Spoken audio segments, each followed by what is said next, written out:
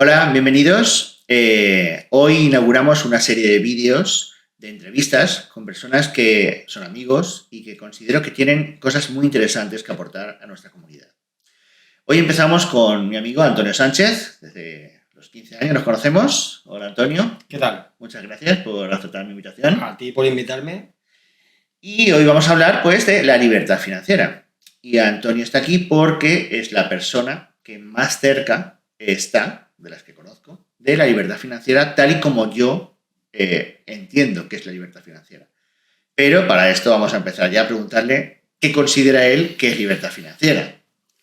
Bueno, pues cuando hablamos de libertad financiera, enseguida nos viene a la mente la idea de vivir de rentas.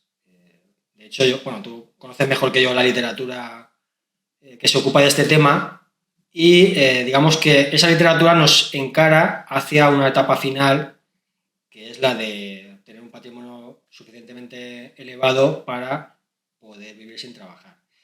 Yo creo que tengo un concepto de libertad financiera diferente al de esa literatura y al que creo que tienes tú, porque para mí es más que un objetivo puntual, es un proceso, un camino en el cual se van quemando o se van alcanzando una serie de etapas y independientemente de la etapa en la que nos quedemos, podemos decir que tenemos cierta libertad financiera, aunque no tengamos suficientes recursos para vivir sin trabajar.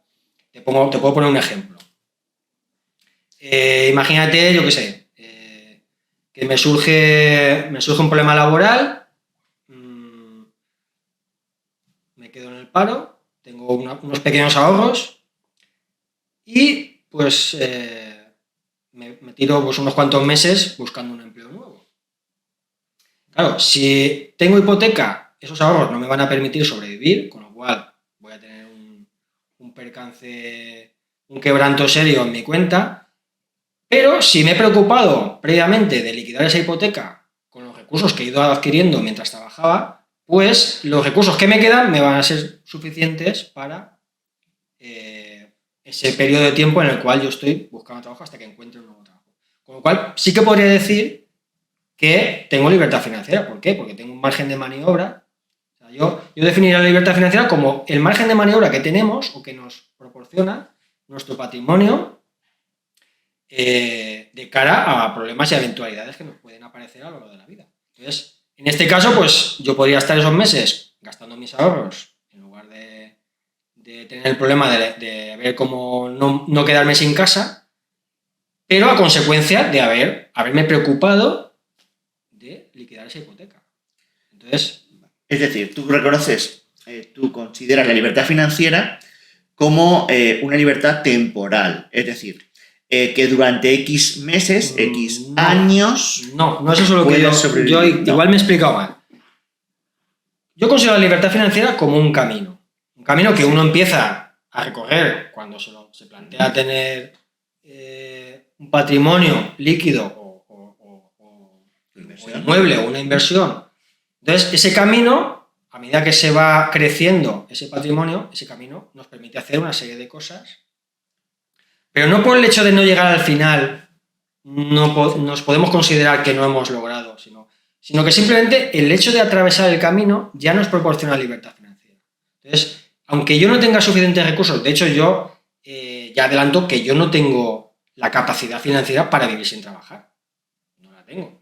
Yo creo que me he quedado bastante cerca, pero no tengo la seguridad total de que si se quema mi casa, por ejemplo, ahora, pues voy a tener un problema. Sí, pero por ejemplo, si no trabajaras durante, yo qué sé, un año, no sería un... Si no trabajaras durante X años, no sería un problema. Pero la vida, pues, te puede poner en unos bretes que tú no tienes previstos. De hecho, uno de ellos, por ejemplo, sería la inflación. La inflación que estamos viviendo ahora, pues yo no me imaginaba que volveríamos a tener subidas de precios del orden de 2 dígitos como los que estamos teniendo. Entonces, la inflación es una erosión brutal a tus ahorros y es una cosa que te puede venir a lo largo de tu vida cuando menos te lo esperas. Entonces, el tener la seguridad total de que no vas a tener ningún problema financiero nunca, para mí, o para la gente de mi nivel económico, yo creo que es imposible.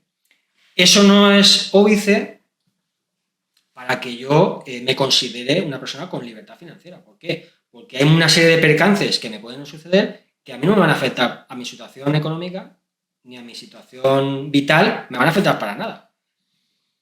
Entonces, yo me he aproximado a la última etapa de la libertad financiera como tú la entiendes o como la entienden los libros especializados en el tema. Pues yo creo que sí. ¿He llegado al último punto? No he llegado al último punto. Y sin embargo, y en mi caso habrá mucha gente, creo que tengo un margen de maniobra muy amplio para afrontar muchísimos problemas. Tienes muchos de los beneficios que nos aportaría una libertad financiera completa. Entonces, yo creo que no hay que ser maximalista a la hora de hablar de libertad financiera, porque entonces estamos restringiendo a un logro tan sumamente complicado de obtener que solo pueden conseguir un número de personas, yo diría que privilegiado. Entonces, si restringimos tanto el concepto, la gente no se va a poder mentalizar de que es algo que puede alcanzar. Tú has comentado el concepto que yo tengo, por ejemplo, de libertad financiera, se acerca más al de los libros, ¿vale? Pues ahí el concepto puro, se podría decir, es poder dejar de trabajar completamente y vivir de nuestras rentas, ya sean de ahorros, inversiones, etc. Claro, eso a personas normales, como Antonio, como yo, que no somos grandes directivos de una multinacional que nos ha llegado a pagar 100.000 euros al año, 200.000, pues realmente es muy complicado. Con sueldos normales, medios, ¿vale? Medios un poquito altos, se puede considerar incluso medios bajos, podemos intentar hacer el camino, pero claro, llegar a la libertad financiera total es muy, muy complicado.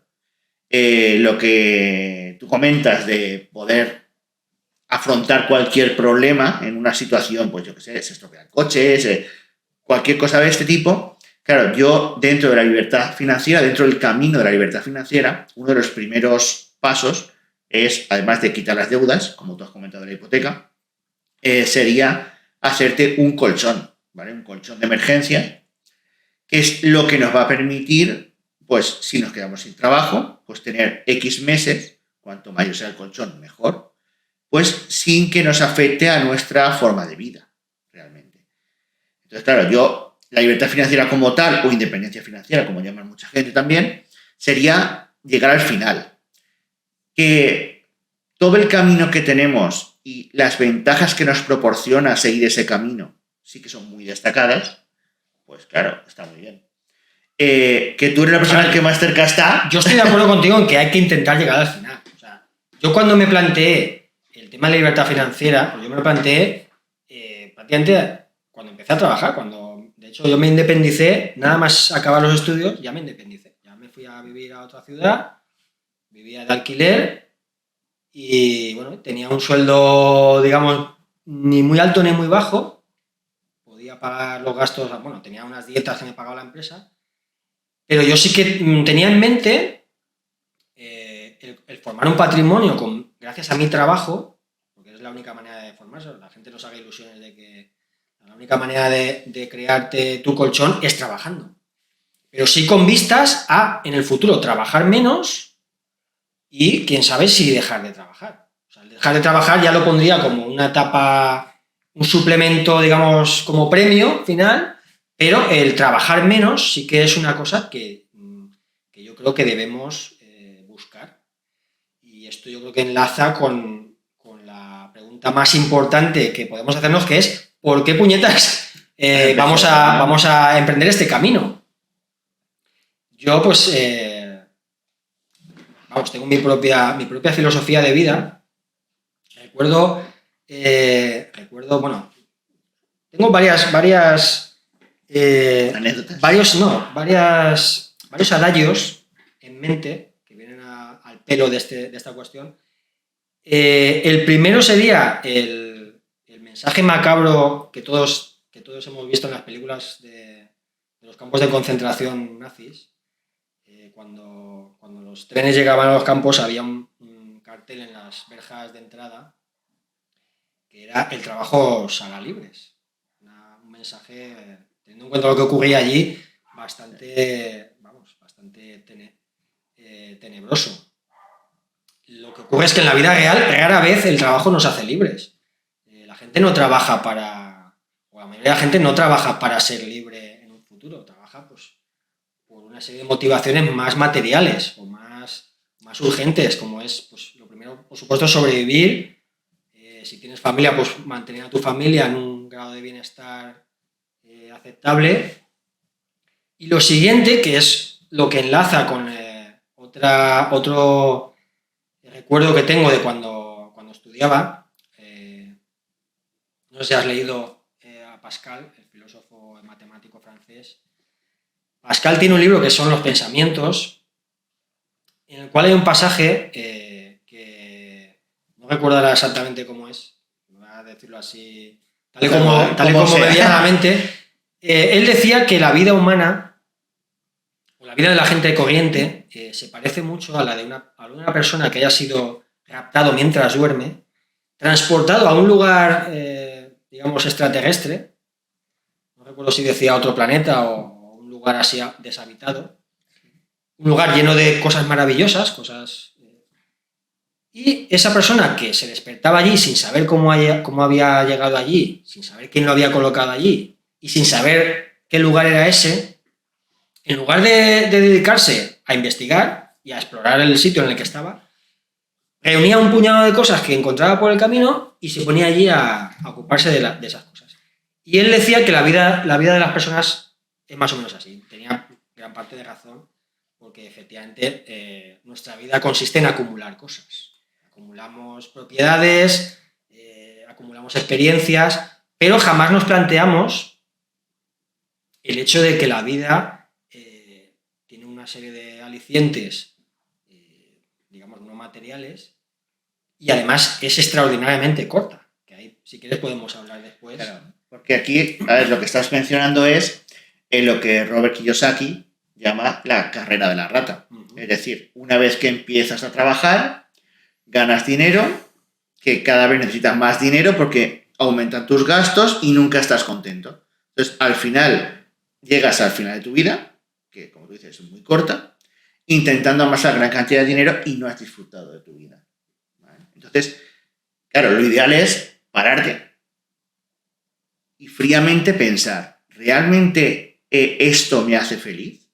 Es decir, ir a trabajar para comprarme un coche más caro, ¿vale la pena todo el tiempo que yo dedico a trabajar para sustituirlo por un iPhone, un coche, una casa más grande? De hecho, sí, perdona que te interrumpa, en uno de tus libros tienes esa idea de cuánto vale realmente una hora de mi trabajo, cuánto consigo. Exacto. Que me pareció muy interesante, cuando lo leí me pareció muy interesante. Porque es que realmente es eso, o sea, cuando pagamos 1.000 euros por un iPhone, pues ahora el SMI está en 1.080 euros. Es decir, sustituimos un mes de nuestro trabajo por un aparatito. ¿Vale la pena haber gastado un mes de tu vida por un aparato? La satisfacción es igual. Si quitas ese aparato y hubieras estado un mes de vacaciones, ¿qué hubieras preferido? ¿El iPhone o un mes de tu vida de vacaciones con la familia, amigos, paseando, la playa o cualquier sitio? Yo creo que, al hilo de lo que comentas, el gran problema que tenemos los seres humanos es que no tenemos una perspectiva global de nuestra vida. No sabemos, o sea, sabemos más o menos lo que dura la vida media tanto de los hombres como de las mujeres viven un poquito más, pero no tenemos un concepto, digamos, económico o racional de lo que ese tiempo representa. Sin embargo, si nos ponen en una tesitura, si nos dieran a elegir o nos plantearan un experimento mental en el cual nos dijeran que nos quedan X meses de vida y nos dijeran, bueno, ¿usted qué va, con los meses que le quedan de vida, qué va a hacer usted? Yo estoy convencido que el 100% de la gente no diría, pues voy a seguir trabajando. O sea, diría, pues mira, voy a emplear estos meses en hacer esto, en estar con mi familia o en permitirme ese lujo o ese capricho que he ido aplazando y que ahora resulta que se vuelve urgente, o me dedicaría a un hobby que lo tengo aquí aparcado. O sea, en el momento que nos plantean la urgencia, nos ponen ante la pared de un periodo de vida que consideramos muy corto, resulta que el trabajo empieza a aparecer en un segundo plano y cosas que tenemos bajo soterradas se ponen en primer plano como que son las más importantes. Entonces yo lo que plantearía a los que nos están viendo es que hicieran un recorrido hacia atrás en el cual dijeran, pues si me quedaran 5 años de vida, ¿qué haría? ¿Y si me quedaran 10? ¿Y si me quedaran 25? Es decir, en el momento que yo tengo la certeza de que mi vida va a tener un final concreto, un final en un punto determinado, empiezo a considerar el tiempo de otra manera. Sí, es lo mismo que cuando sucede algún acontecimiento, pues yo que sé, un accidente y te salvas, pues has estado en la UCI y la gente dice que vuelve a nacer. Yo he tenido varios de esos. Bueno, no tan graves, pero accidentes he tenido un montón.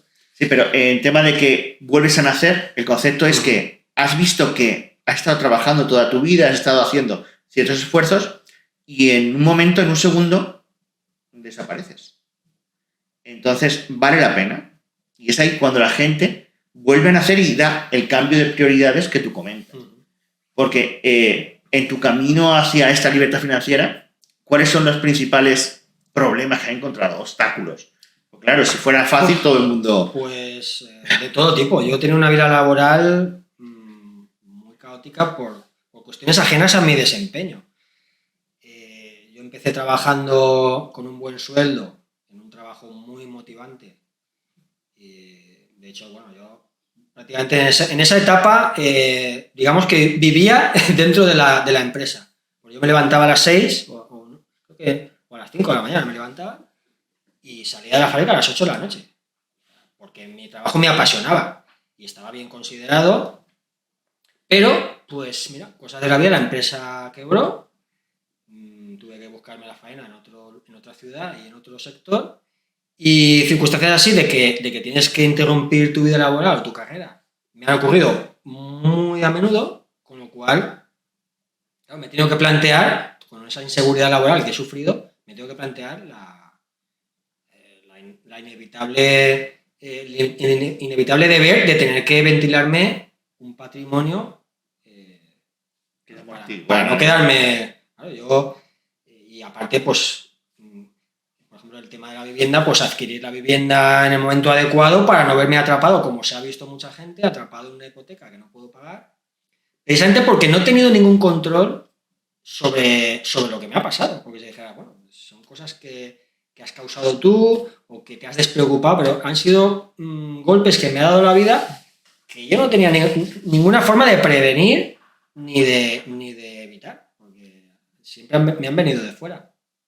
Entonces, pues claro, esas circunstancias, pues aunque tú tengas un plan, yo he tenido un plan de ahorro desde el primer día que desde el primer día que tuve ingresos laborales, ya tenía un plan. De hecho, yo recuerdo, habrá gente que se ría de esto porque dirá, bueno, vaya un miserable, pero yo recuerdo tener una libreta en la cual anotaba todos mis gastos, además al céntimo, todos los gastos, porque claro, yo tenía que pagar un alquiler de una vivienda, vivía en una ciudad que no era la mía de origen, tenía que pagarme unos gastos de vehículo, tenía que, por supuesto, pues, los gastos de ocio que tenemos todos, y claro, yo tenía que averiguar, porque yo era un crío entonces, yo tenía que averiguar si todos esos gastos me los podía permitir con el sueldo que me habían prometido. Entonces yo, pues eso, desde el primer día una libreta, pues he gastado... gasolina de tal, tanto. He comprado esto, tanto.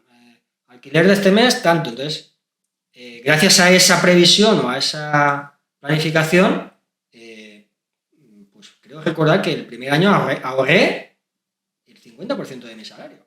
Y eso que vivía afuera. Habrá gente que no se lo creerá, es imposible. Y te hablo ya de una época en la que empezaba la burbuja inmobiliaria y en una ciudad como Barcelona, que no era precisamente barata. Entonces ahorré el 50%. ¿Qué me permitió el 50% de ese salario hacer en el futuro? Pues con ese dinero me permitió, al quebrar mi empresa, no tener luego problemas, o sea, poder vivir sin necesidad de pedir a nadie y, andado el tiempo, pagar la entrada de un piso al contado, que no tuvo que avalarme nadie. Yo me compré mi piso con mi dinero, lo pagué enseguida, gracias a los ahorros que fui acumulando. Y la entrada la pagué con ese dinero. Claro, porque tú comentas que apuntabas todo. Una de las cosas principales que hay que hacer cuando empezamos en este camino es saber dónde se va el dinero, ¿vale? Es decir, dónde se van nuestros gastos para el caso de, no fue tu caso porque tú controlabas bien dónde gastabas, no malgastabas. Además te digo que mi compañero de piso, yo vivía con un compañero de trabajo, compartíamos piso, él no tenía ningún control de los gastos, con lo cual ya había meses que se quedaba sin dinero. Que decías, pero ¿esto cómo es posible? Si ganas lo mismo que yo. Es ahí lo importante, haber llevado ese control de gastos y al final de mes decir, vale, no me queda ni un duro. ¿Dónde ha ido todo mi dinero? Entonces, ahí ponerte a mirar, ¿vale? Pues aquí me lo podía haber ahorrado esta salida o este capricho para al mes siguiente mejorar. Tú no es ese caso porque tú has intentado siempre, pues, no malgastar dinero. A ver, somos trabajadores, no hemos heredado millones, entonces sabemos lo que nos cuesta trabajar, lo que nos cuesta el dinero, entonces no vamos a malgastarlo. Entonces, conseguir un ahorro de un 50% viviendo fuera es una pasada.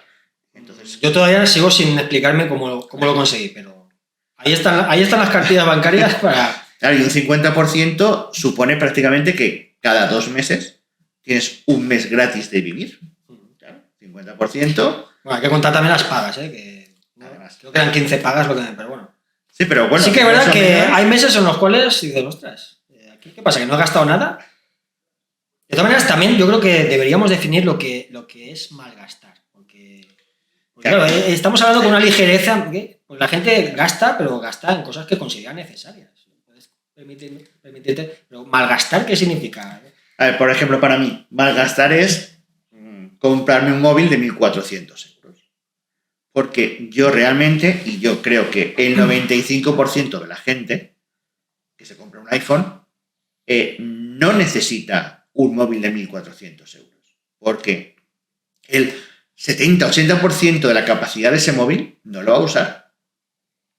O sea, tiene una cámara muy chula, tiene todo lo que quieras, pero es que no te va a hacer el papel un móvil de la mitad o un tercio. Sería, digamos, no gastar en cosas que puedes obtener a un precio más bajo. Cubrir tus necesidades. Y cubrir la misma necesidad. Cubrir tu necesidad, pero sin necesidad. Pero, por ejemplo, claro, es que entonces ahí tenemos un problema. Porque yo recuerdo, mira, yo cuando tú no has hecho la mili, yo sí que la he hecho. Me falta mucha mili. Yo recuerdo en el ejército, yo compartía camareta con chavales que eran la mayoría drogadictos. Y a mí me contaban que se gastaban, te hablo de todavía cuando estaba la peseta, se gastaban 90.000 pesetas al mes en droga. Chavales de 18 años. Y dices, 90.000 pesetas... Pero eso ya no es malgastar, eso ya es tirar dinero. Claro, entonces, a ver, estamos definiendo que malgastar es no comprarte una cosa por encima de su precio, de un precio que puedes conseguir más bajo, pero claro, esa gente no estaba malgastando, estaba arruinando su vida. Pero entonces eso no sería malgastar. El hecho de destinar dinero a una cosa dañina para ti y que además yo considero es extraordinariamente cara para... Yo considero eso fuera de concurso. Ese tipo de cosas fuera de concurso. Yo, malgastar, pues me refiero sobre todo, pues, comprarte en vez de un Ford Fiesta, pues comprarte un Mercedes, un BMW, a plazos, con tu primer sueldo, ¿vale? Realmente estás hipotecando tus futuros sueldos para un coche, que realmente, vale, es muy bonito, muy grande, muy lo que sea. Joven, no necesitas un maletero gigante porque no tienes hijos, no tienes familia, no tienes todo lo que tienes que meter en un coche como cuando tienes familia, el carrito, el bebé, no sé qué. Entonces, ¿para qué pagar 30, 40.000 euros en un coche cuando puedes comprar uno de segunda mano o nuevo? ¿Vale? Pongamos uno nuevo por unos 20.000 euros. Esos 20.000 de más, o 10.000 de más, o si es de segunda mano ya ni te cuento, realmente te hacen tan feliz. Es decir, vas a cambiar no sé cuántos sueldos futuros por un bien que en el momento que sale del concesionario ya vale menos. Para mí eso es malgastar. Otra cosa es que lo necesites. Imagínate que tienes un negocio y que trabajas y necesitas una furgoneta.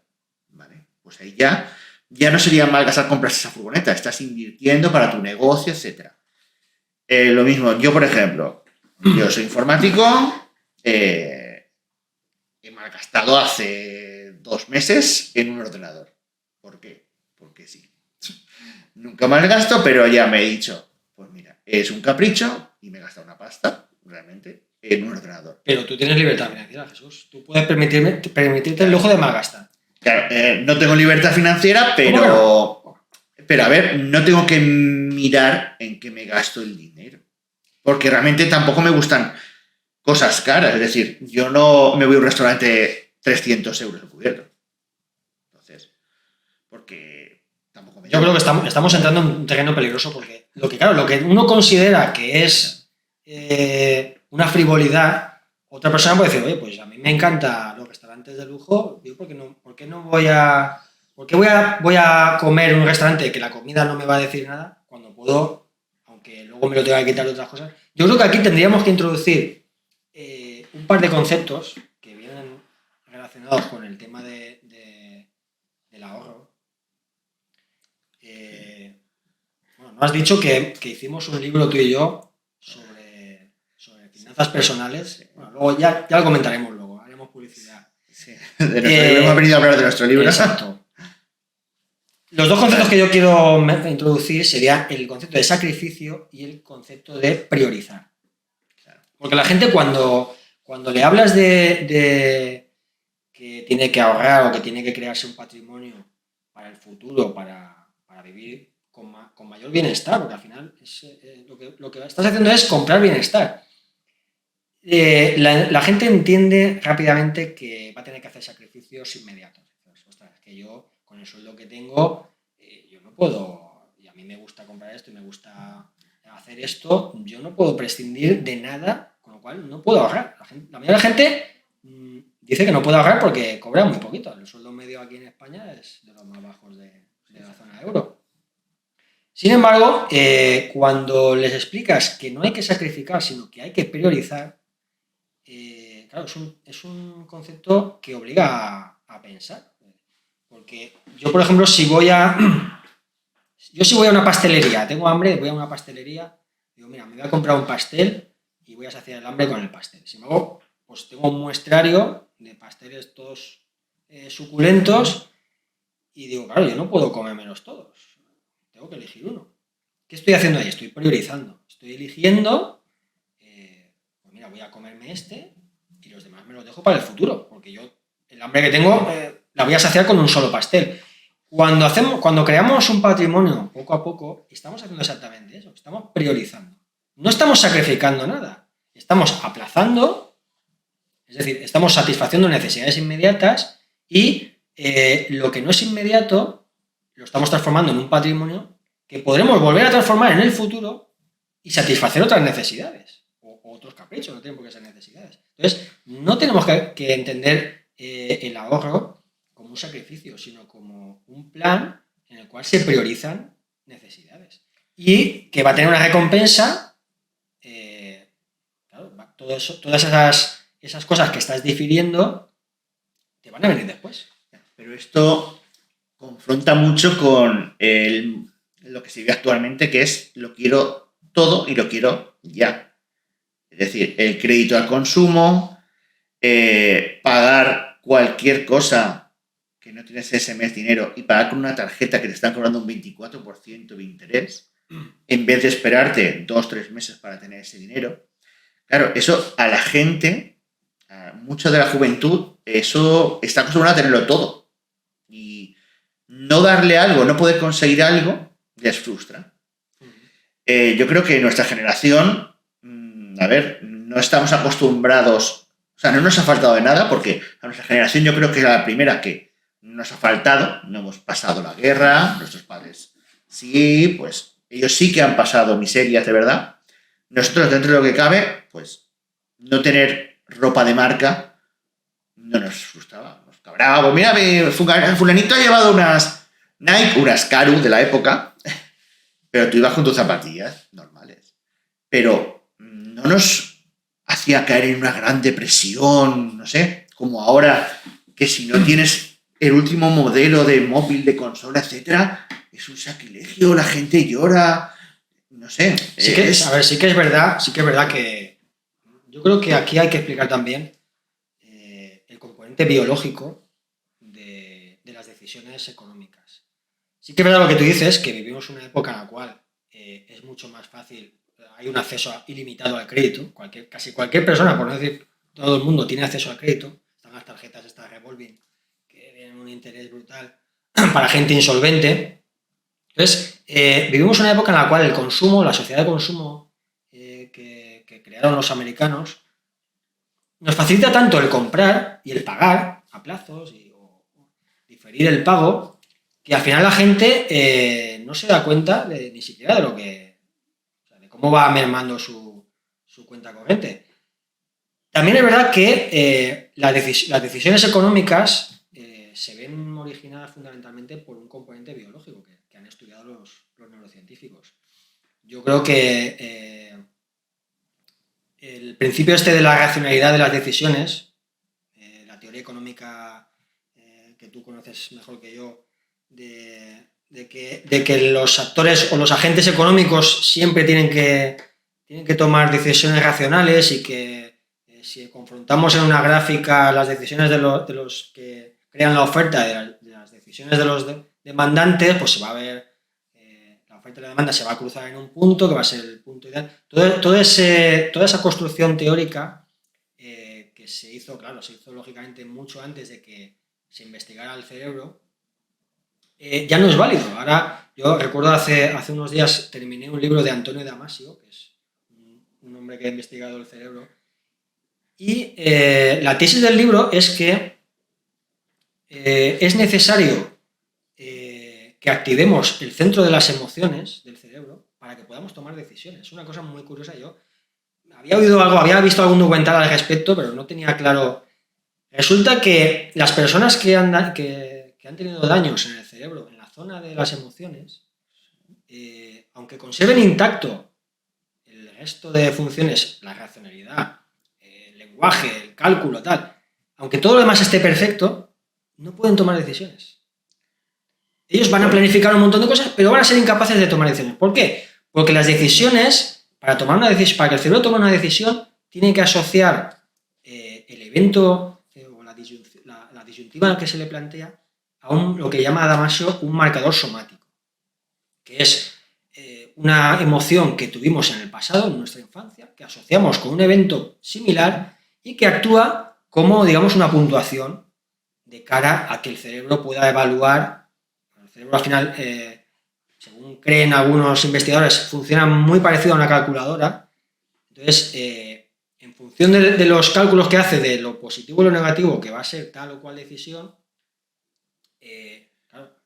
hace el balance y el saldo es el que decide lo que vamos a hacer. Pero ese saldo se hace, esa puntuación, depende de la emoción que hayamos tenido. Por eso hay muchas marcas que se centran en asociarse a una emoción. Coca-Cola, felicidad. Claro, todas las marcas intentan asociarse y aparte toda la química cerebral, que al final es un azar genético, que te toca la que te toca, aunque luego por la dieta y tal puedas... hay gente que yo creo que hay gente, y si no recuerdo mal, hay estudios que parecen indicar que esto es así. Hay gente que está predispuesta genéticamente al gasto excesivo y gente que está predispuesta al ahorro. Igual que hay gente predispuesta, por ejemplo, Damasio decía que los que habían sufrido daños en las emociones, no sabe muy bien por qué, tenían tendencia a coleccionar cosas. ¿De cosas más curiosas? No hay una relación directa entre las emociones y el coleccionismo. Sin embargo, los pacientes que habían sufrido daños en esa zona del cerebro tendían a coleccionar. Entonces, yo creo que hay un sector de la población que es incapaz de calcular o es incapaz de gestionar su dinero si no lo hace de manera forzada, consciente, decir, no, me voy a plantear esto porque si no... O sea, de manera natural hay gente predispuesta a quedarse sin fondos enseguida. Yo he conocido gente... Yo tenía una amiga que cobraba 7.000 euros al mes y tenía que pedir préstamos. Porque no se había montado la vida de tal manera que ni siquiera con ese sueldo podía llegar. Y eso para mí es un problema biológico. No es una cosa de que tú seas más torpe, tengas menos conocimientos de finanzas, te guste malgastar, porque a la gente yo creo que no nos gusta malgastar. Lo que pasa es que no podemos evitar lo que el cuerpo nos está pidiendo. Y luego hay gente, como no podamos ser tú y yo, que pues se planifica las finanzas de tal manera que pueda tener digamos, un desahogo permanente o casi permanente. Y eso, pues no es una cosa que ni nos han obligado a hacerlo, ni yo creo que hemos tenido ningún estímulo. Yo por lo menos no he tenido ningún estímulo. A mí me ha nacido. O sea, yo he sido siempre ahorrador y siempre he sido cuidadoso. El camino hacia tu libertad financiera lo has basado sobre todo en el ahorro. Porque tú en inversiones, por ejemplo, en bolsa, hace mucho no... Pero a ver... por mucho que te picaba yo, tú no... Claro, pero es que hay que empezar por ahí. O sea, la gente no puede... Yo tengo que empezar ahorrando. Nadie entra... Yo cuando empecé a trabajar, yo no tenía nada. Había ganado el trabajo de fin de carrera. Me lo habían comprado unas empresas, porque era una fórmula una fórmula química, y unas empresas interesadas nos pagaron, al equipo que descubrimos la fórmula, nos pagaron una cantidad. Entonces, yo contaba con esa cantidad, eran mis únicos ahorros, y con eso me pagué el carnet de conducir. No tenía nada más. Entonces, llegué a mi primer trabajo, y claro, ¿qué vas a invertir? ¿No? Yo no voy a ir al banco a invertir 200 euros. No me acuerdo lo que me quedaba de... No me acuerdo... Yo hay cambio porque yo desde los 18 años, en el instituto ya compré mis primeras acciones. Picking pack. O sea que yo eso ni me lo planteo. Yo ya miraba en el teletexto las cotizaciones de la bolsa. Por eso a ti has tardado muchos años. Sí. Hasta que has tenido un buen... A ver, yo he invertido. Yo no recuerdo cuándo fue mi primera relación con la inversión, pero no sería mucho más tarde. Yo creo que 2 o 3 años después de mi primer trabajo fue cuando empecé a mirarme, pues eso, porque yo ya tenía mi cuenta corriente, ya tenía una cantidad interesante, y veía que los bancos, cuenta corriente de depósitos no daban. Era una época además de intereses bajos, todavía no. Y dije, bueno, pues no me muevo, esto se va a quedar aquí. Entonces empecé a investigar, pero no he tenido una inquietud de... Porque tu inversión ha sido más tu vivienda. Tú cuando compraste la vivienda, tu objetivo fue pagar la hipoteca cuanto antes. Sí, porque, a ver, yo he tenido la suerte de comprarme una vivienda, pero no en el momento en el que estaban más arriba. Yo sí que es verdad que padecí, como casi todos en este país, la burbuja inmobiliaria. Yo cuando pude plantearme, porque yo no pude plantearme comprármela hasta que no tuve un contrato fijo en una empresa que yo intuía que no iba a quebrar. Yo tenía, ya te digo, la experiencia de haberme quedado así sin trabajo, sin comerlo ni beberlo. Un trabajo en el que había invertido mucho tiempo, mucho esfuerzo. Entonces, yo no me pude plantear la vivienda, porque yo, de hecho, me la quería comprar en Barcelona al año siguiente de empezar en el trabajo. Y fue justamente cuando me quedé sin él. Entonces, yo me compré la vivienda, digamos... 3 años antes de que la burbuja estallara. Es decir, que no estaba ni antes de la burbuja, ni por supuesto en el pico. Entonces, el precio que yo pagué, aun siendo en esa época bastante elevado para mis posibilidades, no tiene nada que ver con lo que ahora mismo se está pidiendo por un piso de las características del mío. Y sí que es verdad que casi todo mi patrimonio empezó siendo, digamos, esa hucha. Es decir, no, yo lo que gane lo voy a meter aquí porque yo no quiero tener hipoteca. Porque como me pasa otra vez lo que me ha pasado antes, no quiero tener deudas. Y yo pagué mi piso enseguida. Yo recuerdo que pagué, creo que fue el 50% en la entrada. O sea, yo el primer año ya, el 50% del préstamo me lo quité. Sí que es verdad que tuve ayudas estatales. Eso ahora no sé si siguen existiendo, creo que no. Pero vamos, en los 2 años siguientes prácticamente pagué lo que me quedaba, pero que a costa de ahorrar todos los años lo máximo posible. Y pues 4 o 5 años después de empezar a pagar las letras, me vi con que ya no tenía hipoteca y dije, bueno, pues ahora todo lo que gane va a ser para disfrutar. Me puedo comprar lo que me dé la gana. Que es, digamos, eso no es habitual, el que la gente contrate una hipoteca y en los 4 o 5 primeros años se la quite de encima, la gente ni se lo plantea. No, y no solo porque no puede hacerlo, sino porque es que ni se lo plantea, ¿no? Yo, a 20 años pues o a 25. Sí, la gente intenta alargarlo porque como la cuota baja, pues tiene más dinero efectivo. Lo que no cuentan es que cuanto más alargue, más vas a pagar, porque los intereses se disparan, entonces al final tienes menos dinero. Pero claro, yo por ejemplo, yo sigo pagando mi hipoteca porque a mí es que no me salía rentable. Yo prefería tener ese dinero para invertir antes. Entonces yo este dinero desde el primer momento lo he destinado a la inversión. En bolsa, fondos, bueno, pero etcétera. a ver, yo en Son cierto dos modo formas, también he claro. invertido, porque yo Sí, pagaba. ¿no? Tú tienes tu claro, vida, yo ¿no? pagaba un 4 y pico, yo tenía que pagar el interés del Ministerio de Fomento, que era el doble o el triple del mercado, y yo me ahorraba ese interés. Con lo cual, en cierto modo, es una inversión. Has invertido a un 4 y pico de interés.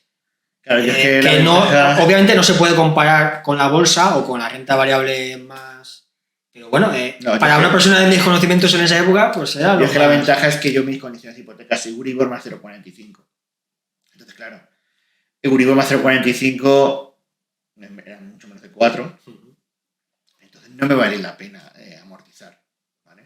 Además, como te podías desgravar, porque me la compré antes de 2006, ¿no? 2000. Sí, yo me la compré en 2004, tú andarías por Que ahí. podíamos desgravarnos hasta un 15% de la vivienda, etcétera, pues realmente no me salía rentable. Yo por eso la tengo aparcado ahí.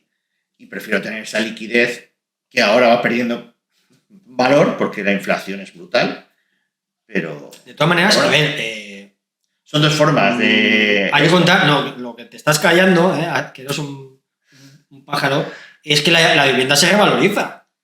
Entonces, claro, yo cuando me compré mi vivienda, al año siguiente, la inmobiliaria me ofrecía el doble. ¿No? Si me devuelves el piso, yo te pago el doble de lo que has puesto. Claro, eso es una inversión que la bolsa rara vez te va... Entonces, ¿quién ha hecho mejor jugada? Pues no se sabe, porque Tú, a mí, en este momento tú.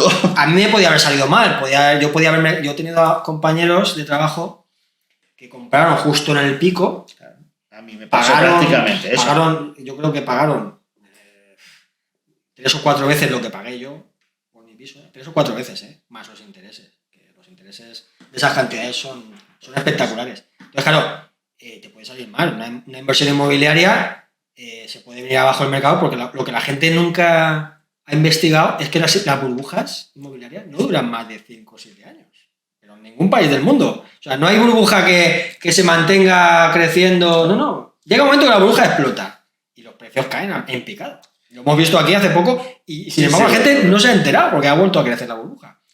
Entonces, claro, si tú haces la inversión en ese momento, tienes muchas posibilidades de que se corte el crecimiento de los precios, te quedes con una vivienda que vale realmente menos de lo que tú has pagado, con lo cual claro, no solo no estás ahorrando, sino que estás deteriorando tu patrimonio. Yo creo que lo hice bien, podía haberlo hecho mejor porque a mí me ofrecieron, tú fíjate lo que es el ser un crío, porque a mí me ofrecieron un piso antes de comprármelo yo, pero no mucho antes, sería año y pico antes, por 3 millones de pesetas, que son 18.000 euros, que hoy con 18.000 euros no te compras ni un coche.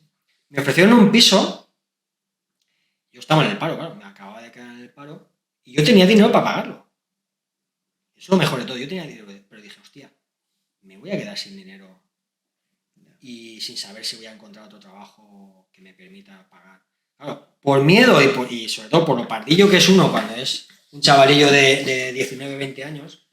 Ya, pero eso también es... No me lo compré, luego acabé pagando mucho más. Ya, pero eso también es lo que te permite ahorrar y ser previsor. Imagínate que hubieras comprado ese piso y pasa algo, te quedas sin dinero, tienes que mal vender, etcétera. Claro, siempre tienes que tener algo detrás, un colchón, para que puedas afrontar situaciones complicadas. Si te endeudas hasta arriba, porque, a ver, yo por ejemplo, yo compré el piso en el 2007. 2007. Vamos, casi en el tope de la burbuja. Claro, si yo hubiera comprado un piso de 400.000 euros o 300.000, yo qué sé, lo que me hubiera permitido mi nómina, pues después lo hubiera pasado muy mal, porque el Euribor llegó a estar un 5 y pico, yo mi hipoteca se duplicó. ¿Qué pasa? Que yo hice unos cálculos, ¿vale? Tengo este piso, podía aspirar a un piso mejor, porque mi nómina me lo permitía, pero yo no quería estar pendiente de que no poder pagar la hipoteca. Entonces yo lo que tenía claro era que si yo trabajo, después no voy a tener que ir mirando en qué gasto todo el dinero, así todo, ¿no? Entonces yo me compré un piso de acuerdo a mis necesidades y a mis posibilidades con un buen margen. Cuando se duplicó la hipoteca, ¿vale? Te fastidia, pero a mí no ponía en peligro mi situación financiera, porque yo había dejado un buen margen. ¿Qué pasa? Que no disfruto de una vivienda superior, ¿vale? Pero la tranquilidad que me da, yo creo que vale más que tener una vivienda superior. Pero bueno, yo creo que nos hemos ido por los cerros. Sí, la verdad es que sí. Bueno, tiene relación con el tema, pero no estamos ya hablando de la libertad financiera propiamente dicha. Vale, pues vamos a volver un poquito, ¿vale? Por ejemplo, te había comentado de cuál fue el momento más difícil del camino. Me has dicho que como te... He tenido momentos difíciles constantemente. Y lo seguiré teniendo. O sea, esto es la vida es un no parar de sorpresas y de baches, pero bueno, cuanto mejor armado vaya uno, pues menos doloroso va a ser el aguantar determinados golpes. Porque la estrategia principal hemos visto que era el ahorro, compra de la vivienda y a partir de ahí inversión. Y a partir de ahí inversión. ¿Qué tipo de inversión? ¿Qué te gusta? Hombre, a mí me gusta la que más rentabilidad tiene, lógicamente. A ver, el tema de la inversión es muy complicado porque la información que podamos manejar nosotros, los inversores, digamos, pardillos, pues es prácticamente nula. Entonces, tomar decisiones a este respecto, pues es una garantía casi segura de que tarde o temprano te la van a colar. Entonces yo empecé con cosas muy aseguradas, como la renta fija. Sí que me metí de verdad en alguna ocasión en renta variable sin tener ni puñetera idea de lo que estaba comprando. Me salió bien, podía haberme salido mal, pero sí que recomendaría a la gente que antes de meterse en camisas de 11 varas, porque ahora realmente ahora la renta fija, no sé por dónde andará, pero no debe ser muy elevada. Creo que he visto depósitos al 3,5, me ha parecido ver, en bancos de estos raros, pero no es como cuando a mí me ofrecían en aquella época más del doble de interés. Entonces, claro, estamos viendo una época en la cual los intereses para los depositantes o para los inversores son muy bajos. Claro, porque tú, perdona que te corte, tú cuando hablas de renta fija, estás hablando de depósitos a plazo fijo. Depósitos, bonos del Estado, cualquier cosa que tenga una garantía de capital, de que el capital no lo vas a perder, eso es renta fija. Eso es lo que sí, yo empecé por ahí. Sí que es verdad que era más rentable entonces que ahora. Ahora el problema que tenemos es un problema doble porque tenemos por una parte la inflación que se come nuestros ahorros, que además es mucho más elevada de lo que nos están diciendo en la tele, y luego que los bancos o los mercados no ofrecen un interés para la renta fija y quizá tampoco para la variable que te permita ni siquiera afrontar la inflación. Entonces es más complicado. Entonces, lo que iba a decir, yo recomendaría antes de que la gente se arriesgue, porque al final la libertad financiera la puedes obtener incluso sin invertir. Yo digamos que he acelerado el proceso invirtiendo, igual que lo has hecho tú, pero se puede hacer también sin invertir. Es decir, simplemente guardando el dinero al 0%. Entonces, antes de meterse en cosas complicadas, en bolsa, porque la bolsa parece muy fácil, pero al final no es fácil. Y ya no hablemos de productos derivados que son ya cosas de matemáticos. Entonces, es necesario aprender, aunque sean los rudimentos de las finanzas, de las matemáticas financieras. Entender cómo funcionan esos productos que en un principio, que nos pueden ofrecer, porque muchas veces a mis padres que están jubilados, hace poco les ofrecieron un fondo que tenían que ser ahí arqueólogos para averiguar dónde salía, porque tenía varios tramos, tal. Entonces, si no sabes distinguir un interés TAE de un nominal, no sabes cómo se calcula un préstamo francés, entonces, esas cosas tan básicas que las puede aprender casi cualquiera, con unas matemáticas bueno, me atrevería a decir que de primeros años de escolarización son necesarias, son imprescindibles para poder meterse en una inversión un poquito más arriesgada. Porque si no, no vamos a entender casi nada de lo que nos ofrezcan. Con lo cual vamos a ir más a ciegas de lo que ya vamos. Si ya vamos a ciegas, vamos a ir todavía más a ciegas. Ese es uno de los grandes problemas de la situación en España. La educación financiera brilla por su ausencia. Y es que la verdad es que no le interesa, parece que no le interesa al gobierno ni a los bancos que haya educación financiera, porque entonces no la pueden colar. Imaginar el tema de las preferentes, el escándalo que hubo con las preferentes, ya solo el nombre ya te está engañando. Preferentes, ¿no? Eres el último en la cola para cobrar. ¿Vale? Situaciones como el Banco Popular, Foro Filatélico.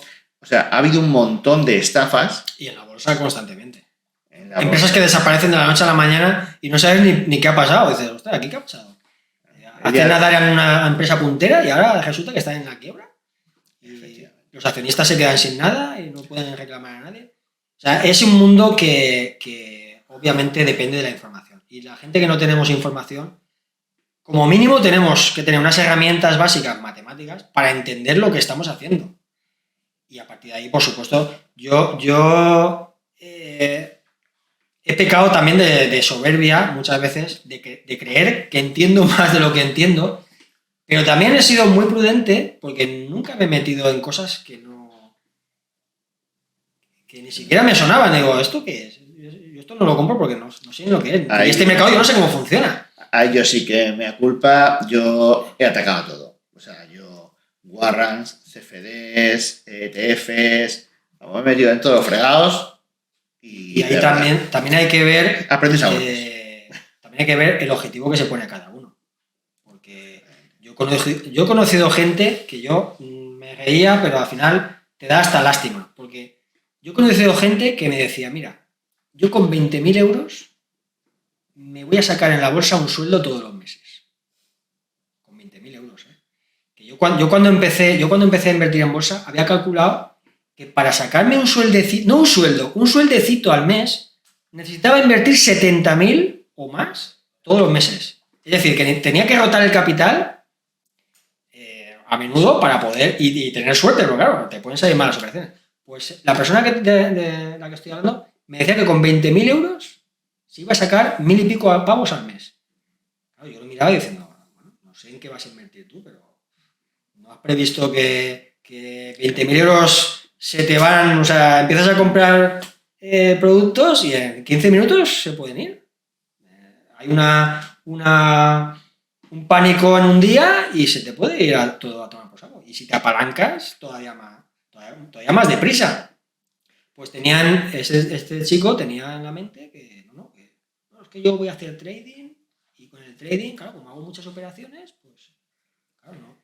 Pero sin tener ni puñetera idea, o sea, porque si esto me lo dice un matemático de la universidad o un profesor de finanzas, digo, bueno, pues este tío sabe del tema, pues ya él sabrá de dónde se mete.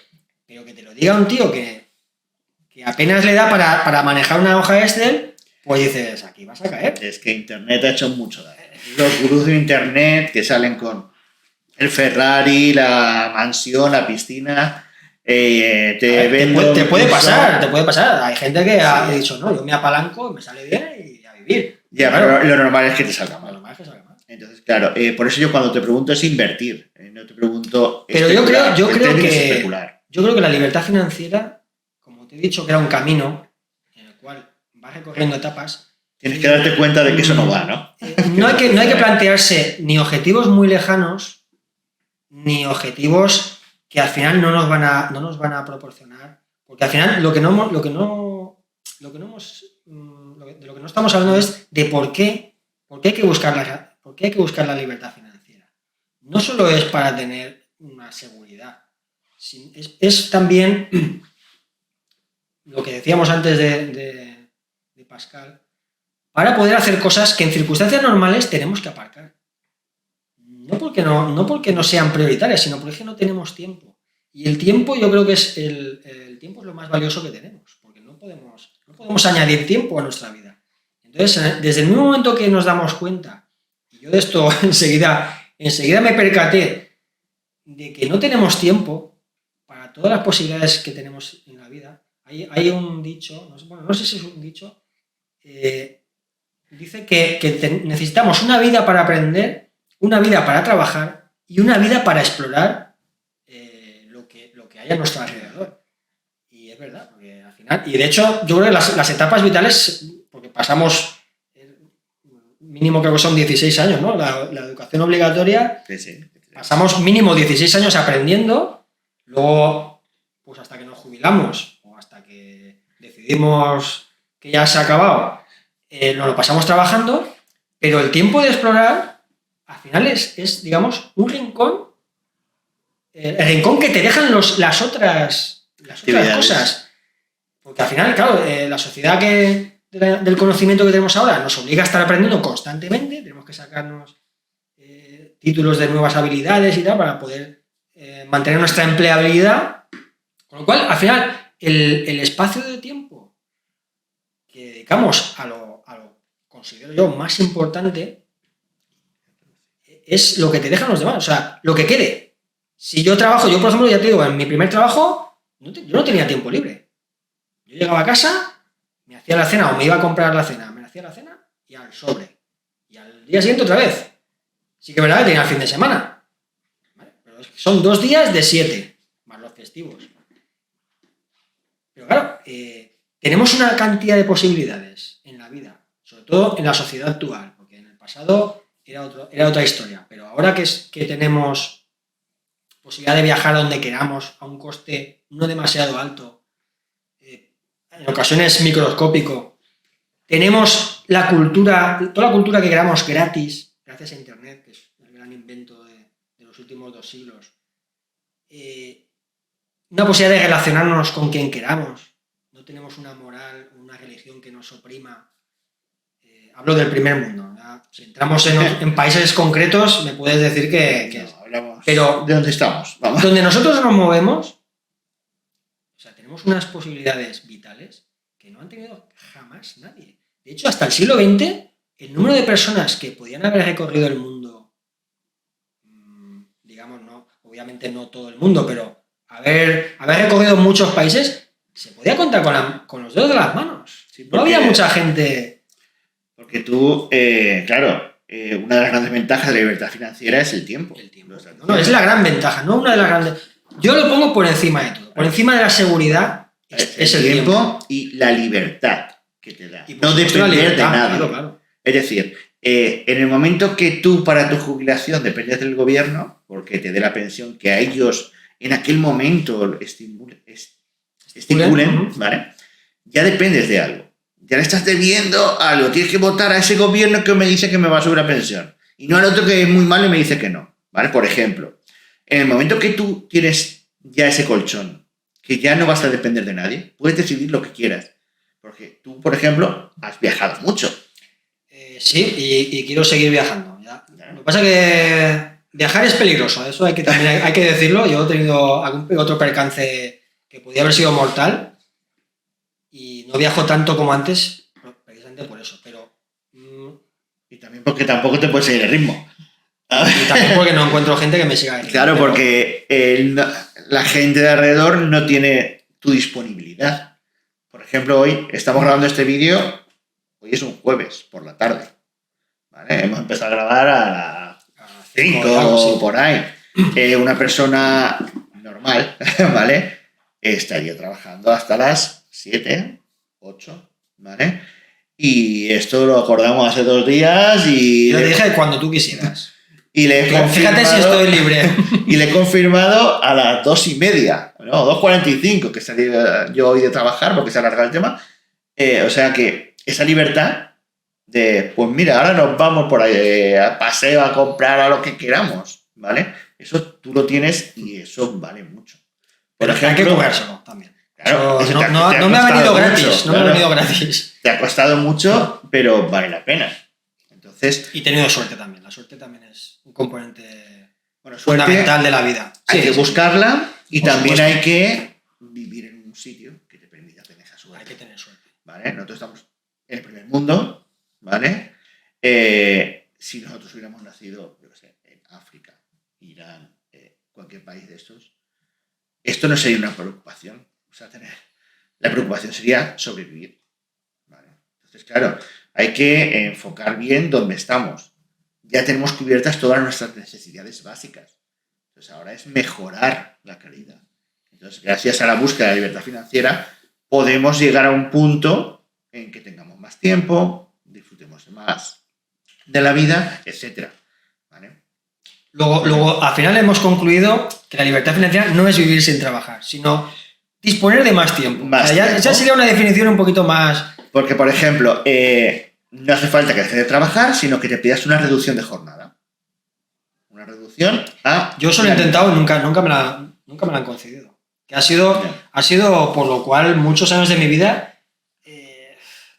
yo sé que contar anécdotas personales a la gente... me parece muy bien, pero yo tengo otras circunstancias. Pero es que al final es como mejor se ilustra la situación la situación a la que te lleva la libertad, en la búsqueda de la libertad financiera. Tú sabes que yo desde que tenía 12 años he sido fanático del cine. Más que cinéfilo, he sido cinéfago de la cantidad de películas que... entonces, yo cuando trabajaba, recuerdo que alquilaba muchas películas, porque entonces no internet, no tenías la posibilidad de descargarte películas con la velocidad con la que te las descargas ahora. Y había videoclubs. No, y aparte no todo, hoy en día es que la cultura tenemos acceso a casi todo gratis. Entonces era complicado encontrar determinado cine, era complicado encontrarlo. Tienes que ir a unos locales muy concretos. Y yo lo recuerdo que alquilaba muchos DVDs y muchos VHS. Yo empecé con el VHS, pero no tenía tiempo de verlas. No tenía tiempo de verlas porque, claro, yo trabajaba como un negro. Perdón por la expresión, pero trabajaba de mañana a la noche y muchas veces los sábados, en mi primera empresa trabajaba también los sábados. Claro, ganaba dinero, pero no tenía tiempo de hacer nada.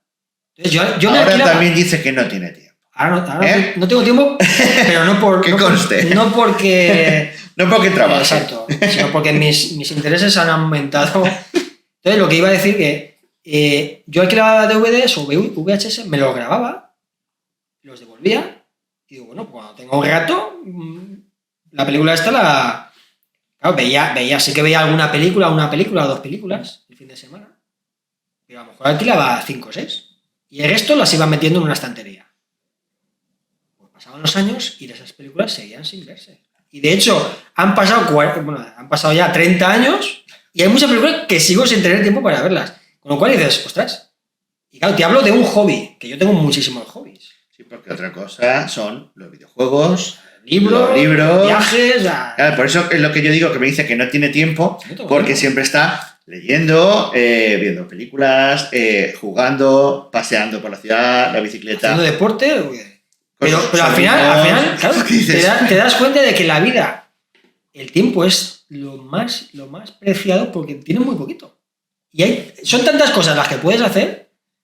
Y yo soy una persona que si fuera más valiente, de lo que soy, aún haría más cosas y cosas más peliagudas, pero digamos que con lo que tengo ahora ya tengo cubierto prácticamente todo el día.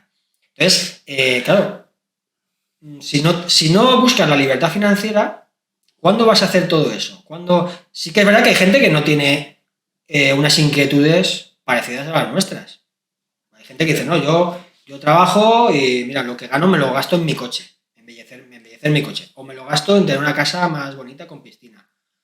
No se preocupa, o me lo gasto, yo qué sé, en mandar a mis hijos a un colegio de 40.000 euros la matrícula.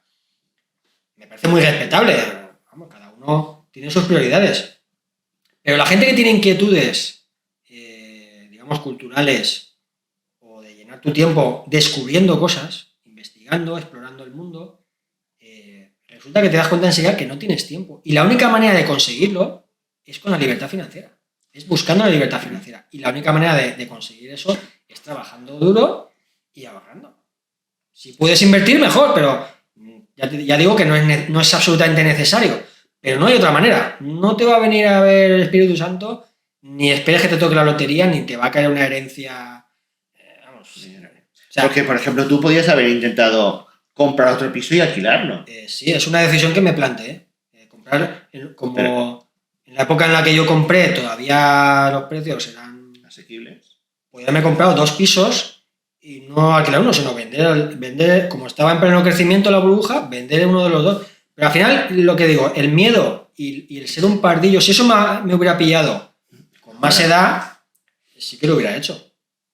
Pero claro, te pillas siendo jovencito, que yo he terminado la mili con 22 años, y claro, con 22 años no tienes los conocimientos ni el aplomo, yo por lo menos, habrá gente que sí los tenga, para meterte en una inversión de, pongamos, 200.000 euros, con un capital, yo tenía en ese momento, creo que tenía 33.000 euros, tenía en la cuenta. Claro, con 33.000 euros, meterte en 200.000, pues dices, hostia, si me sale bien, me forro, pero como me salga mal...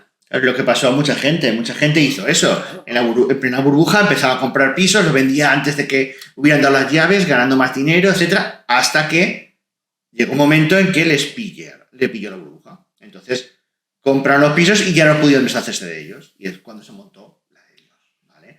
Entonces, claro, hay que tener cuidado. Para hacer esas jugadas hay que tener conocimientos. Hay que tener una cantidad de información que te permita tomar la decisión. Yo, por suerte, por desgracia, no los tenía y tomé la decisión de no dar ese paso.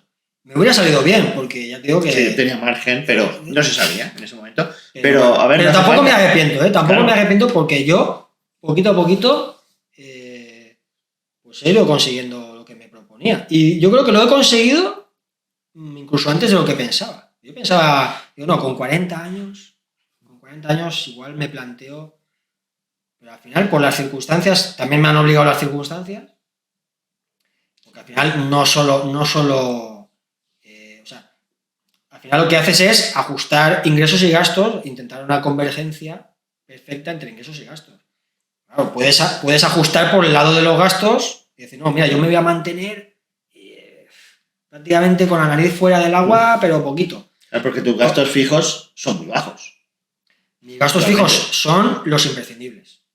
No son ni bajos ni altos, son los imprescindibles. Yo lo que sí que cada uno tiene, pues las prioridades, etc. No, pero me refiero, cada uno tiene las oportunidades que tiene en función de dónde vive, del sueldo que tiene, tal.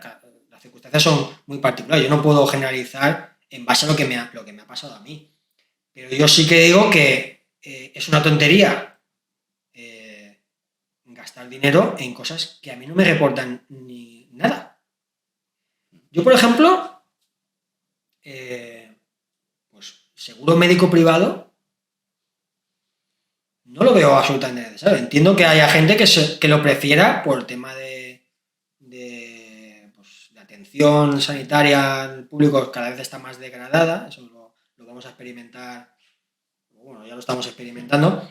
Pero en principio, una persona joven, yo, si tuviera 66, pues sí vería interesante un seguro médico privado.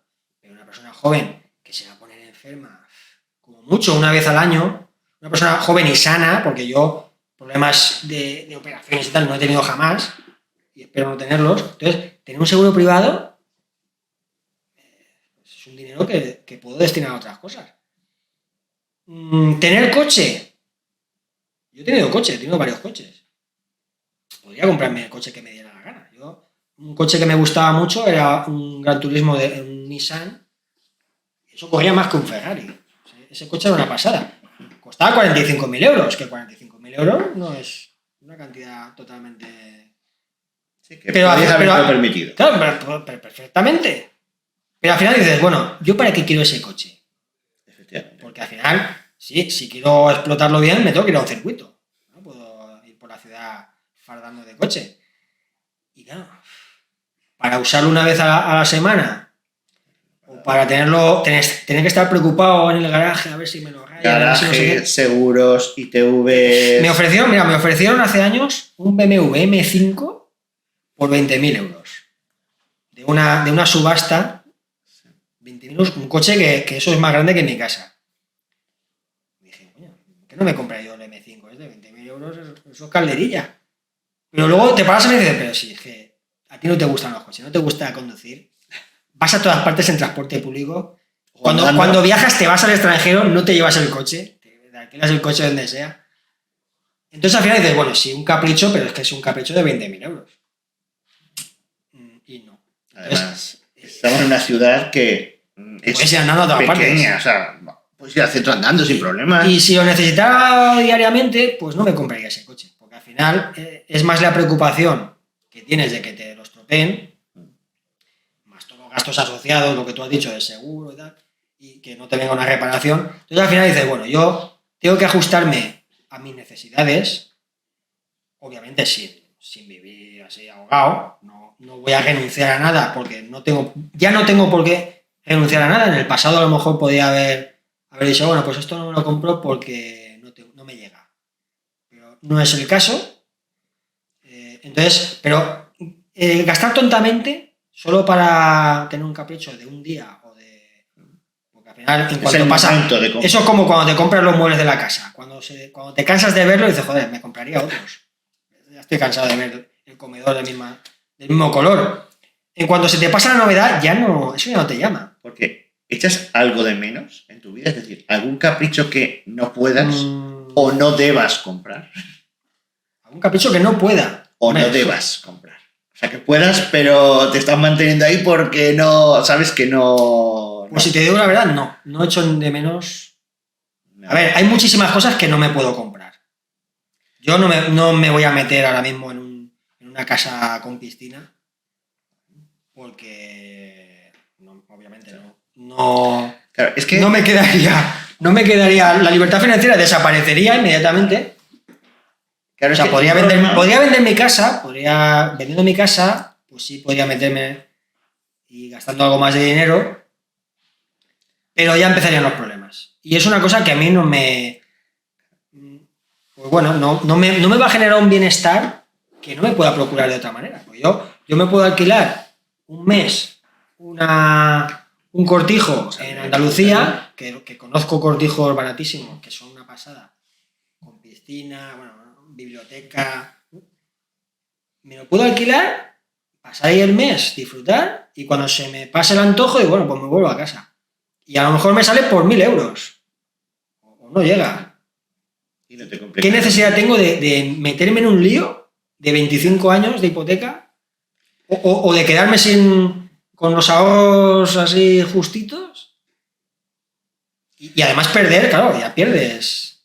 Sí, a ver, es que yo creo que hay mucha gente, y ahí me incluyo yo, que llegas a un punto en que no puedes llegar a la libertad financiera, 100%, como ya he explicado al principio. Tampoco puedes subir de nivel, es decir, nivel es, por ejemplo, una pedazo casa, un chaletazo, ¿vale? Un chaleco, piscina... Y el privado, esas cosas que solo se pueden permitir los futbolistas. Hay tanto no, pero bueno, un chalet de 400.000 euros, ¿vale? Estás en un punto que estás cómodo, porque no tienes que mirar por lo que gastas. Si saltases aquí, claro, vivirías en un entorno mejor, etcétera, pero ya no tendrías la seguridad que tienes estando aquí abajo, porque cualquier inconveniente puede hacer que saltara todo. Es que estamos desvirtuando, porque claro, estamos otra vez orientando el tema de la libertad al conseguir cosas. Y la libertad financiera no es para conseguir cosas, es para conseguir tiempo. Ya, pero ese tiempo en un chaletazo con piscina es mejor que el tiempo con... No. A mi modo de ver, no es ese el objetivo. El objetivo, a ver, obviamente yo voy a tener más bienestar en un chalet con piscina que en un piso, obviamente, claro. Porque digo, bueno, me apetece un baño, pues mira, salgo aquí al porche y me lo pego. Pero lo que tienes que sacrificar... Pero como mi objetivo al recorrer ese camino no era tener cosas ni tener una vida digamos, de VIP, sino tener tiempo. Ya, pero imagínate, tu misma situación, pero en vez de con tu piso pagado, con un chalet con piscina pagado. ¿Cuál te gusta más? Pues mira. Con la misma situación. Misma situación. Económica, las cuentas, en todo. Todo pagado. Yo te digo que yo particularmente no voy a tener más bienestar. Yo particularmente. Sí. Entiendo que efectivamente tener un chalet, para la mayoría de la gente, vives mejor, la calidad de vida es superior. Pero para la vida que a mí me interesa hacer, que es, como ya te he dicho, investigar, aprender, viajar, recorrer, tal. El tener una piscina a 2 metros de mi puerta, bueno, sí, puede haber un momento del día que me pegue un chaponcillo y me sienta diciendo, bueno, esto es mejor que un piso. Pero el resto del día, Claro. la tele va a ser la misma, la cama va a ser del mismo tamaño, las sábanas van a ser las mismas, con lo cual, el bienestar, todo lo demás. Otra cosa es que tuvieras familia y dices, ostras, tengo 3 hijos, pues lógicamente tengo más espacio en una casa grande que en un piso de 90 metros. Ahí lo entiendo, pero no es mi caso. Porque otra de las preguntas que te quería hacer era, ¿el camino que has realizado, tú lo ves posible con hijos? ¿Lo ves más pues complicado? Depende. Imposible. No, imposible, a ver. Imposible es no hacer, ¿no? Desde el momento que establecemos que el camino tiene unas etapas y que cada uno se para en la etapa que puede, no tiene por qué llegar al final, imposible no es. Cada persona tiene una circunstancia, depende de su trabajo, de su nivel socioeconómico. Entonces, ¿tener hijos para qué es impedimento? Pues obviamente tienes que dedicarles tiempo. Yo, por ejemplo, la cosa que más agradezco a no tener que trabajar o no tener que trabajar todo el año a jornada completa es el poder haber disfrutado de mis sobrinos, haberlos educado, haberlos visto crecer, haber estado con ellos todos los días. Es una experiencia que a mí me ha resultado fascinante y que no podía haber tenido de no haber sido por la libertad financiera. Entonces, los hijos obviamente te quitan tiempo para otras cosas que no sean ellos, pero en mi caso ha sido una experiencia muy positiva. Para mí forman parte de esa libertad. Ya, de eso pero que... los sobrinos no son como los hijos. Bueno, ya te digo yo que a las 5 de la noche llorando con fiebre, vale. No es lo mismo. Tú te has quedado con la parte buena. No, a ver, yo también me he comido algunas cosas. Efectivamente, los hijos son una hipoteca a tiempo completo. Además económica. Y económica. Pero no necesariamente tienen que ser un impedimento. Sobre todo porque los hijos llega un momento que se van de casa. Correcto. Ahí también influye la pareja, qué tipo de ingresos tiene, qué tipo de trabajo. Claro, si entre los dos, claro. No es lo mismo pagar. Puedes contratar niñeras, puedes contratar muchas cosas. Yo me refiero a que tú has pagado todo tú, solo. Claro. Si hubiera una pareja, luego hablamos ya de las economías de escala. Claro. Entonces, vale, son 2 personas, doble ingreso, pero el gasto fijo de casa, etcétera, más o menos el mismo. Entonces puedes compensarlo con el gasto que tienes en el hijo. Entonces, más o menos se podría, si las 2 personas están alineadas en el objetivo de seguir el camino para esa libertad financiera. Hablamos de convergencia entre ingresos y gastos. Obviamente, si los gastos por tema de familia son más elevados, hay que buscarlo incrementando los ingresos, lógicamente. Esto no es gratis, o sea, hay que tenerlo poco a poco y trabajando. Con lo cual, si tengo más gastos y no puedo prescindir de los gastos, porque los hijos no puedes dejarlos sin comer, ni puedes dejarlos sin escolarizar, pues tengo que incrementar los ingresos. Yo me he adaptado a mis circunstancias. Si hubiera tenido otras circunstancias, me habría adaptado. O sea, si yo hubiera tenido unos gastos superiores, pues habría tenido que buscarme un trabajo mejor o un doble trabajo o, pues, quién sabe, hacer operaciones de inversión que no he hecho porque no era necesario hacerlas. Entonces, claro, cada uno tiene que ver sus circunstancias. Yo también tengo que reconocer que he buscado las circunstancias más favorables para mi objetivo. Claro. Hay gente que dice, no, yo no puedo... Yo por ejemplo, una de las cosas que me reprocha mi familia es el no tener hijos.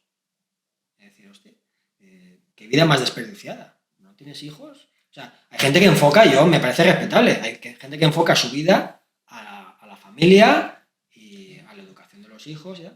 Me parece respetable y oye, y necesario para que las sociedades continúen en marcha. Sí, pero bueno, cada vez hay más gente que al final decide no tener hijos. Exacto.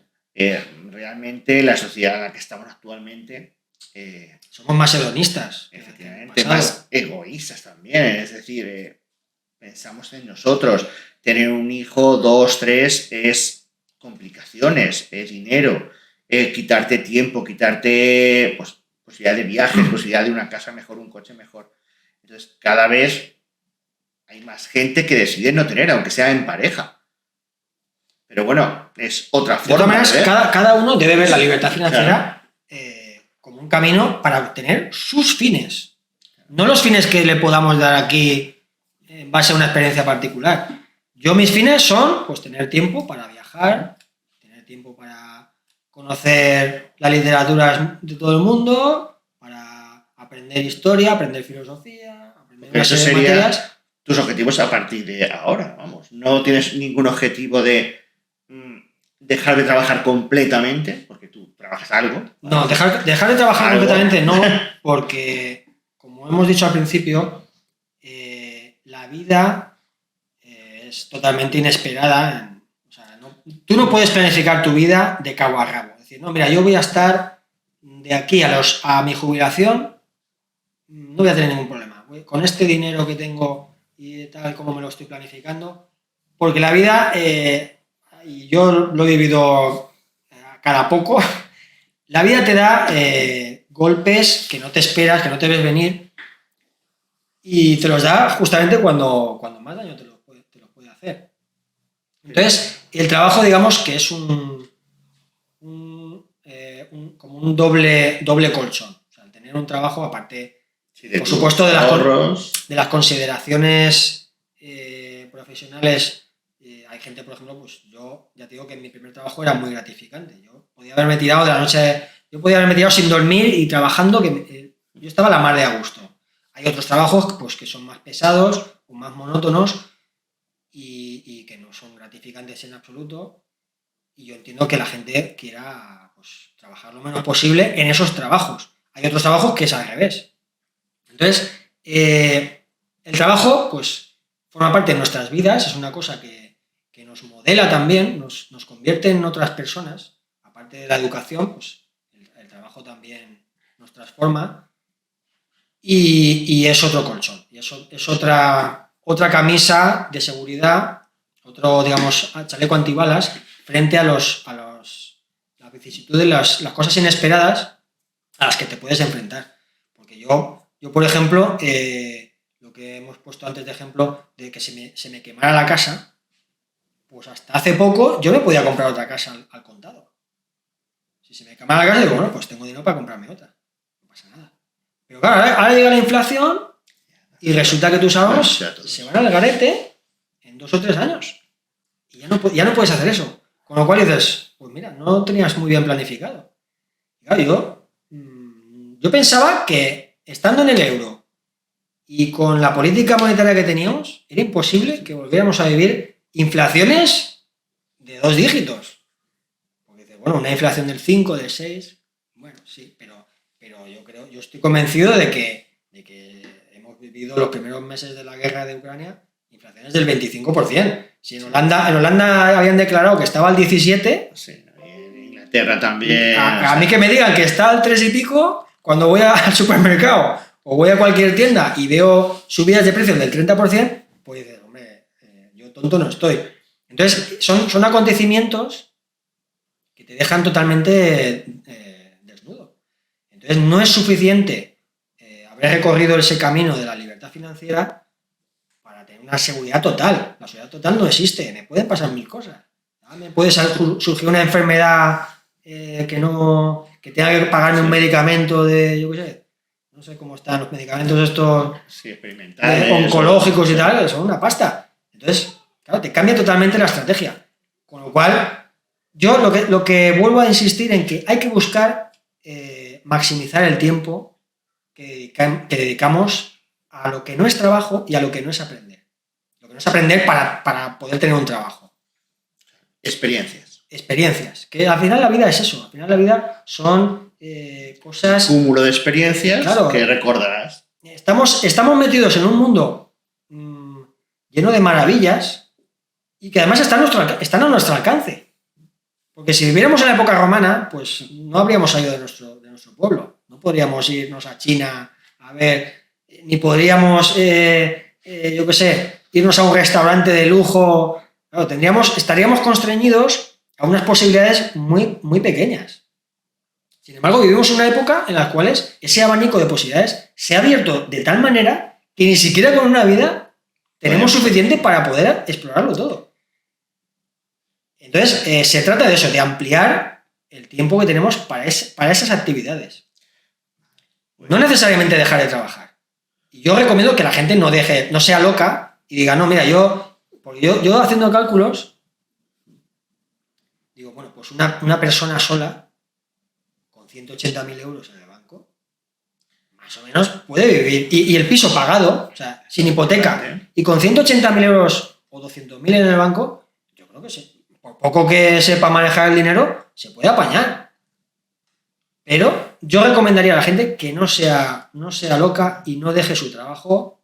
O sea, el trabajo puede reducir el tiempo que inviertes en él, pero dejarlo así porque has dicho, no, mira, yo a partir de aquí ya dejo de trabajar. No, porque la vida, ya te digo, que te puede dar, detrás de la esquina que vas a cruzar, te puede venir un gancho de izquierda y dejarte sin dientes, pero rápido. Entonces... Pues vamos a tener que ir acabando. Llevamos casi hora y media hablando, muy interesante. Bueno, podemos continuar todo el tiempo. Si quieres hacemos un descanso. Y también tengo, además de otras, porque estamos hablando de libertad financiera, pero también sería muy interesante hablar del tema de la inflación, de las monedas digitales. ¿Qué peligros hay de que el gobierno nos ponga una moneda digital, como en China quieren hacer, como en Europa quieren hacer? Pero eso ya podría ser para otro vídeo, ¿vale? Y quería, pues, acabar dándote las gracias y preguntándote... Un placer. Sabes que me tienes a tu disposición. A tu disposición. Yo soy como un jubilado. Y preguntándote, por último, ¿qué consejo le darías para empezar? O sea, para empezar en este camino de la libertad financiera. ¿Qué es lo primero que tiene que hacer una persona? Pues saber dónde gastas el dinero. Lo que hacía yo con la libreta. Lo primero que hay que hacer es saber cuánto gastas y dónde se va el dinero. Eso es lo primero que hay que hacer. Una vez tengas identificado lo que consumes, a partir de ahí te puedes planificar lo que quieras. Puedes decir, mira, pues tengo estos ingresos, voy a aumentar mis ingresos. O mira, o no hace falta que los aumente. Con esto me da y aún me... Prefiero reducir gastos. Reducir gastos. Porque siempre hay dos caminos, siempre hay dos vías. Lo primero es saber lo que necesito y cuánto me cuesta eso. Y a partir de ahí, pues, las metas que uno quiera ponerse y el plazo que uno quiera ponerse para conseguirlas. No hace falta que sea un plazo...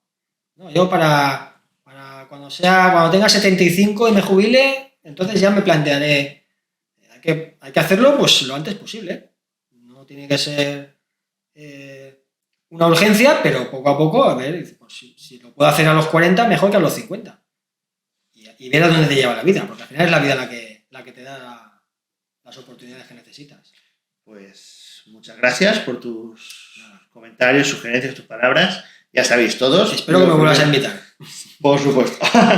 Y jugaremos unas partiditas, algún caprichito que me habré comprado. Y nada, pues muchísimas gracias y nos vemos en próximos vídeos que seguro que haremos. Muy bien. Esperemos que os haya gustado. Cualquier cosa nos podéis decir en los comentarios, cualquier cosa que opinéis, que queráis que hablemos, ¿vale? En futuros vídeos. Y nada, pues encantado y nos vemos en el próximo vídeo. Darle al like, que no se me olvide, darle al like, suscribiros al canal, como hacen todos los youtubers, y nos vemos. Hasta luego.